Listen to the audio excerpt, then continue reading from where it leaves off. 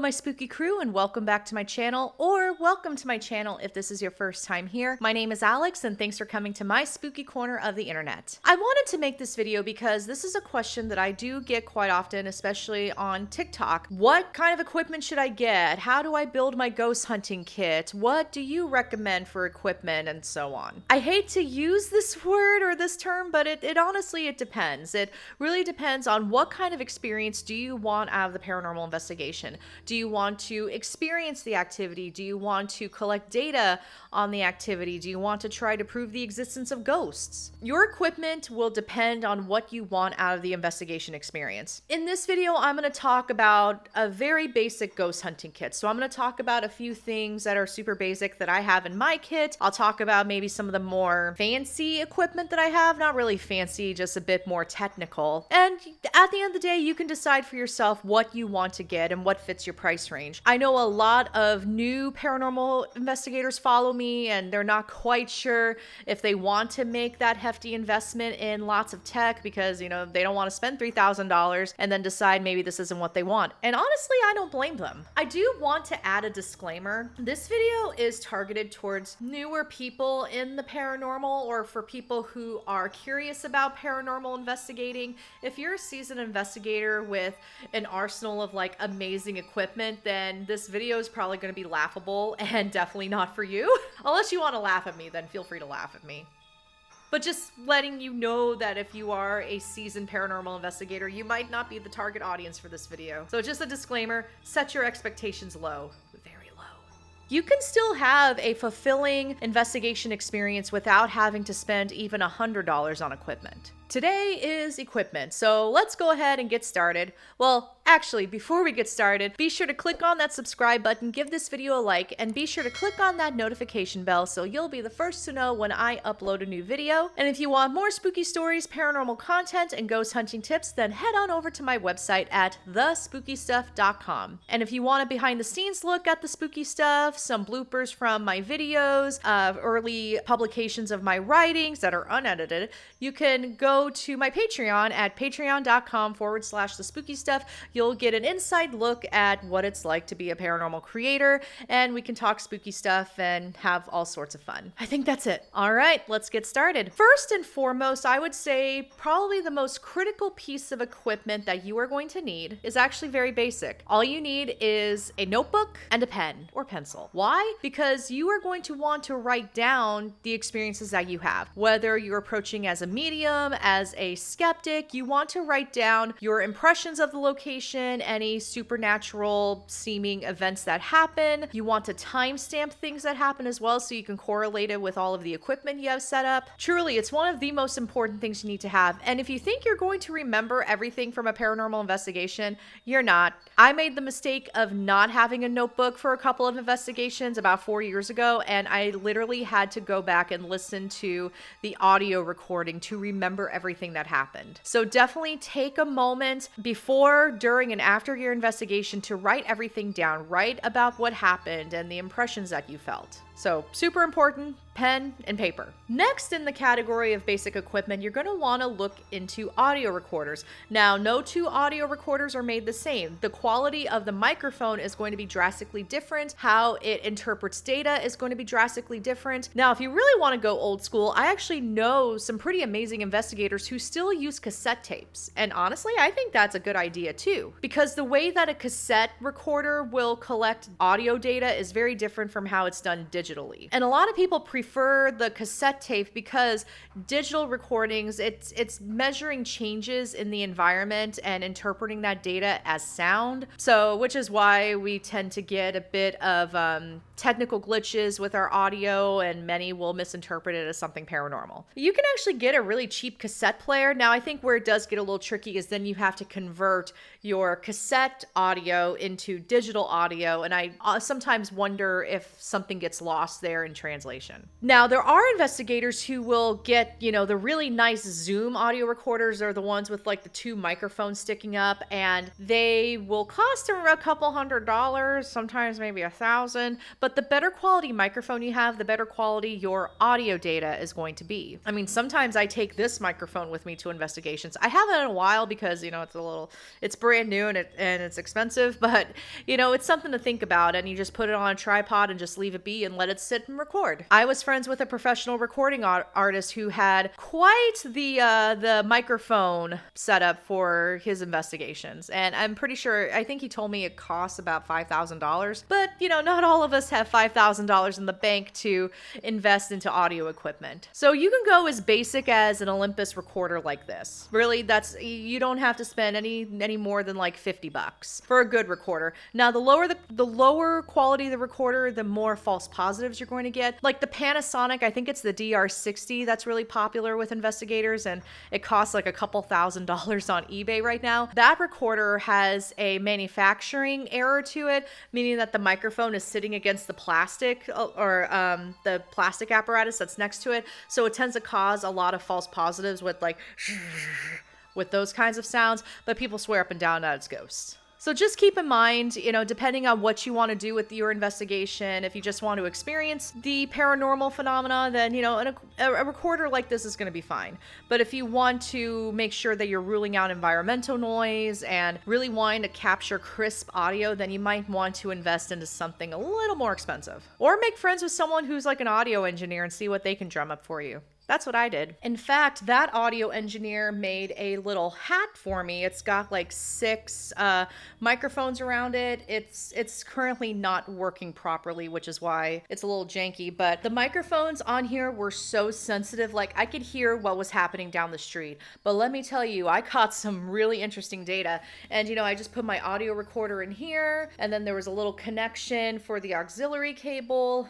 Really, really good stuff. So this is my, complicated equipment right here is the hat, which, it was fun times collecting data with this because I got some really interesting stuff. Plus, I could hear everything in real time and it was really crisp. All right, let's move on to video. So if you want to do video, I recommend, having a handheld camcorder of some kind, especially one that has night vision. You can also get like an IR light you can put it on your head or you can put it on a tripod. But I also have a surveillance system. It's about 7, 8 cameras that are stationary and they don't move. Now, the drawback to that is they do take a lot of time to set up, so just something to keep in mind. But I do like having a camcorder with me or some sort of mobile camera so that if something does happen in front of me, I have a camera on it. Sometimes with, stationary surveillance cameras, they still don't capture the entire picture. I mean, we try to place them in a position where they can capture as much field of vision as possible, but you can't get 100% all the time. So that's why I like having a camcorder. Now, these days people are using their smartphones, and I think that's fine too. But if you're drawing into, using your phone as an audio recorder, which again, a lot of people do, then you can't really record audio and video at the same time. You would just have to collect the audio through your video. But then we run into that issue of when you're holding something in your hand, or there's that possibility of, on the microphone. So just something to keep in mind there. And on that note, really quick, when you're using your audio recorder, I prefer just setting it down and just leaving it there. I don't like to hold it because the microphone's going to pick up everything that I do with the recorder. Sometimes it's just better to sit and let it be. Now, depending on how many cameras or how many audio recorders you have, it can make evidence review a bit tedious, especially if you're at a location for like 8 hours. 8 times 2 recorders, that's going to be 16 hours of data to go through. Or 8 times 6 cameras, that's 48 hours of data you have to go through. So just keep that in mind when you're thinking about how much data you're collecting with how many pieces of equipment. Here's another one. This is a thermometer. It's a digital thermometer. So, we just shoot it in a place and we can see what the temperature reading is. So if someone says, "Oh, I feel a cold spot next to me," we can just, use this and see what the temperature is. Let's see, this is on my forehead. So you can see, how the temperature fluctuates. So this is useful, especially when you want to monitor temperature changes. And this is good for baseline readings. On that note, always get your baseline readings. Write down the barometric pressure, moon phase, temperature, get your baseline with EMF readings, EMF detectors, because you never know. There could be a bunch of wires in a place and you just want to make sure that area next to the refrigerator is going to go off with EMF. It's just getting your baseline readings. So since I'm talking about it, let's talk about the EMF or the K2 reader. This one, okay, so originally this was made to detect electromagnetic fields, and now electromagnetic fields is all. That's weird. My Alexa just went off.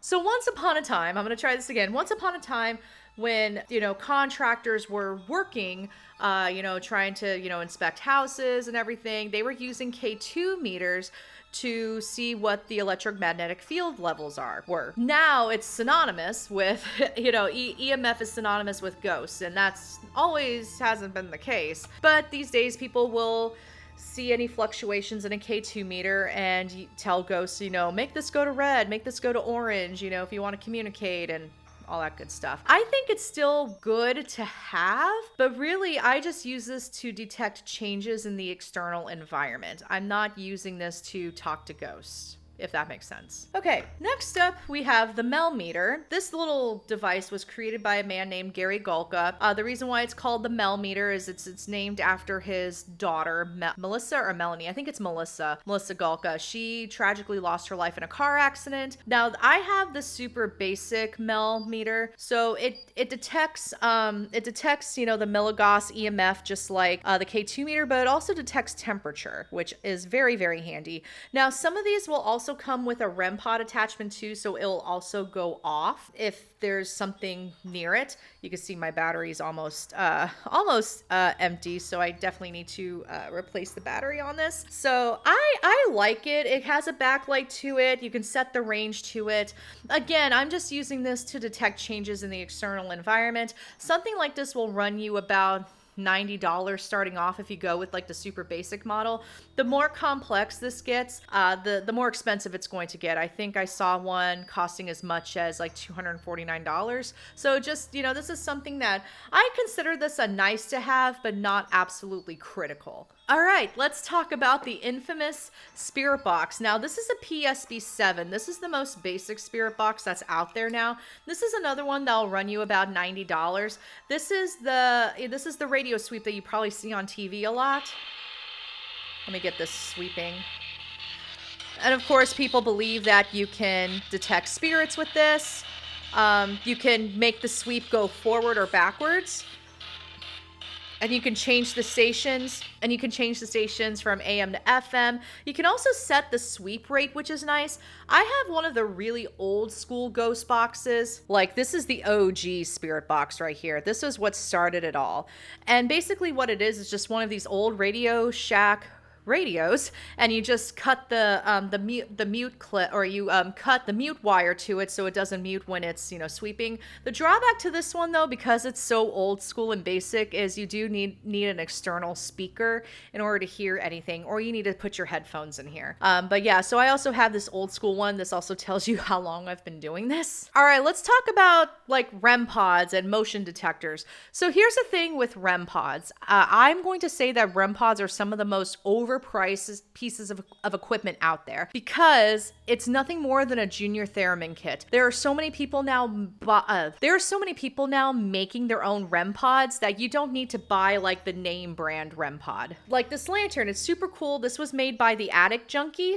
You can find them on eBay. They make really good quality stuff. And he actually made this REM pod into like something that looks like a lantern, which I thought was cool. So what a REM pod does, or the junior theremin kit, if anything gets close to it, it's going to go off. I've seen these things go off by themselves, and people have like full out conversations with these REM pods, which is really cool. Something else that Attic Junkie makes is this candle REM that has a REM pod with it. It goes off when something gets near it, but it doesn't make a lot of noise, which is nice. But it's just like a little candle thing. To me, I find this less intrusive and less obstructive for the investigation, especially if you're investigating an older property and there could be spirits from an older time period or an earlier time period. They may get freaked out by the beeping REM pod, but they see something like this and it's like, oh, this is okay, this is a candle and I know what a candle is. Again, this is all ghost theory. Now this thing I got from Paratronics, it's also another REM pod. It does come with an antenna. It's somewhere in one of my bags, but same principle. Something gets close to it and it goes off, and there's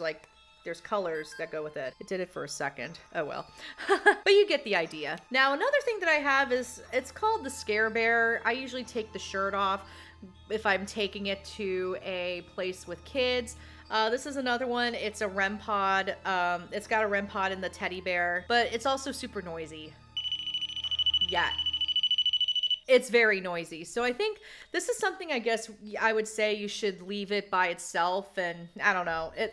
This is a tough one because I feel like if I was a spirit, I would get really freaked out by something like that. It's like, oh, cute teddy bear. And then you get the beeping and it's like, nope, I'm done. This is another thing from Attic Junkie that, again, motion sensor.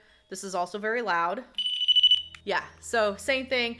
If you're touching it, it goes off. It's very, very loud. So, and a lot of people don't like these loud devices. And there are a lot of people who really don't like the spirit box because they can't stand the sound, like they can't really get anything out of it. And ultimately, you don't have to get any of this equipment. You want to do what's best for you and what's going to make your paranormal investigation more positive. So this is just a little bit of what's in my ghost hunting kit. You know, take what you like, disregard what you don't like, and just have fun out there. Have fun out there, ask some good questions, talk to some ghosts, maybe have an amazing experience. And if you have any questions, feel free to put them in the comments of this video. And if you are a seasoned paranormal investigator and you stuck through this long, thank you.